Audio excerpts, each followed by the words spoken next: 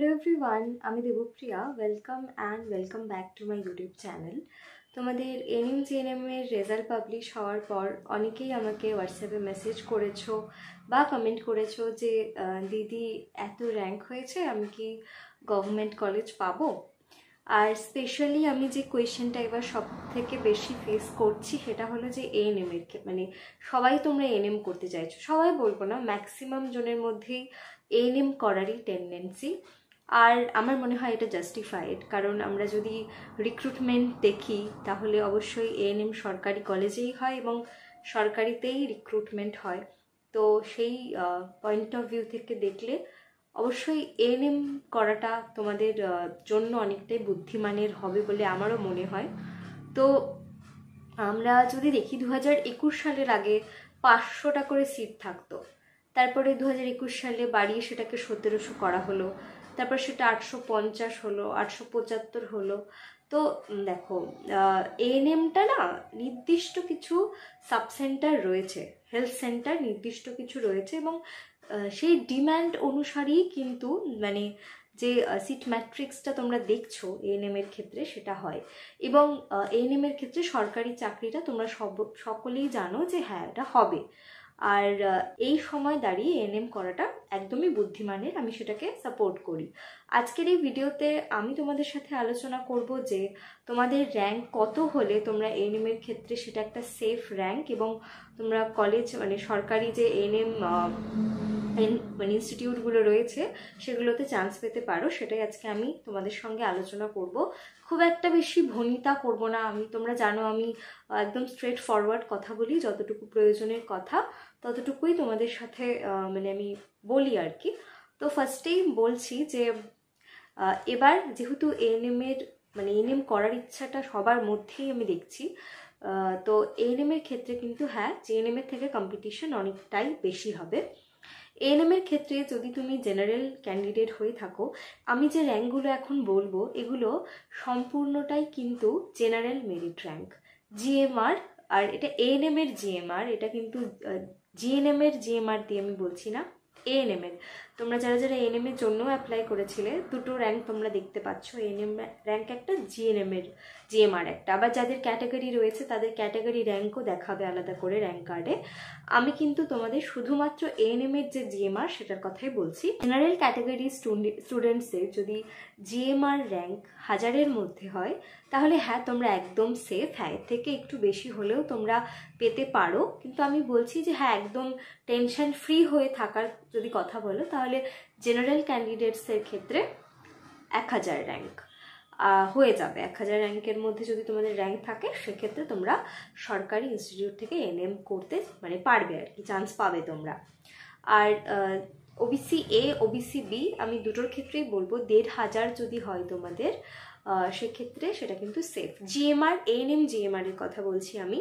EWS এর ক্ষেত্রে 4000 র্যাঙ্কটা একটা সেফ র্যাঙ্ক, মানে ইডাব্লিউএস ক্যাটাগরি র্যাঙ্ক 4000 নয়, কিন্তু বারবার বলছি এএনএম জিএমআর 4000। ইডাব্লিউএস এর একটা র্যাঙ্ক থাকবে সেটার কথা বলছি না আমি বলছি যে ইডাব্লিউএস এর মানে নর্মাল যেটা জিএমআর, এএনএম এর জিএমআর সেটা।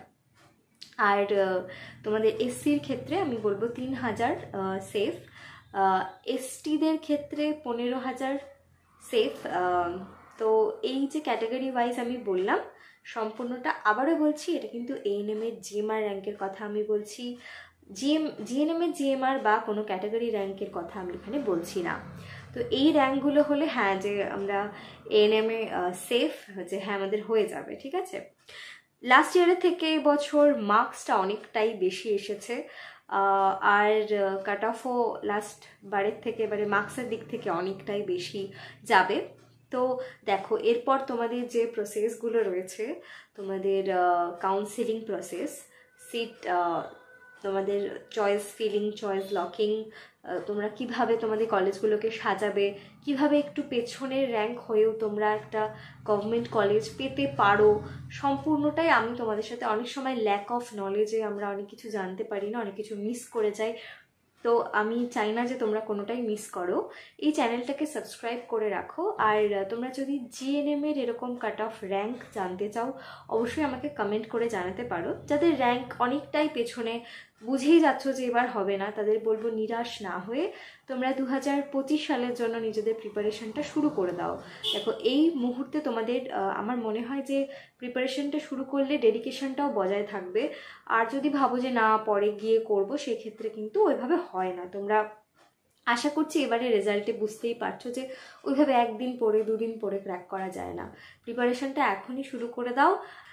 তোমরা যদি আমাদের অনলাইন কোচিংয়ে জয়েন করতে চাও, অবশ্যই স্ক্রিনে মেনশন করা নাম্বারে কন্ট্যাক্ট করতে পারো। আমাদের কিন্তু NMGNM 2025-এর ব্যাচের অ্যাডমিশন চলছে, আর এখন জয়েন করলে তোমরা অ্যাডমিশন ফিজের উপরে ফ্ল্যাট 60% অফ পেয়ে যাবে। তোমরা স্ক্রিনে মেনশন করা নাম্বারে কন্ট্যাক্ট করে অবশ্যই জয়েন করে নিতে পারো, আর নিজেদের প্রিপারেশন জার্নিতে আমার সাথে জুড়ে যেতে পারো, প্রেপকমের সাথে জুড়ে যেতে পারো, এবং আমাদেরকেও তোমাদের সাথে জুড়ে নিতে পারো। আর GNM এর যে কাট অফ, সেটাও আমি তোমাদের সাথে আলোচনা করব। আশা করছি তোমাদের একটা আইডিয়া হলো যে হ্যাঁ এত র্যাঙ্ক হয়েছে, মোটামুটি আমি সেফ রয়েছি। এবার যেটা আমি বললাম তার থেকে বেশিই যাবে, মানে যারা 1000 বললাম যেটা আমি, সেটা বাড়বেই, কমবে না। মানে 1000 মানে তুমি সেফ রয়েছো, মানে জেনারেল ক্যাটাগরির যদি তুমি ক্যান্ডিডেট হয়ে থাকো, বা প্রত্যেকটা ক্যাটাগরির ক্ষেত্রেই আমি যেটা বললাম আর কি।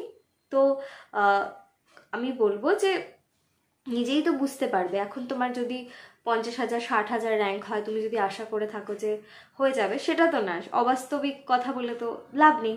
তো আমাদেরকে রিয়ালিস্টিক হতে হবে, আমাদের বাস্তবটা বুঝতে হবে, বুঝে আমাদেরকে ডিসিশন নিতে হবে যে আমরা কি করব।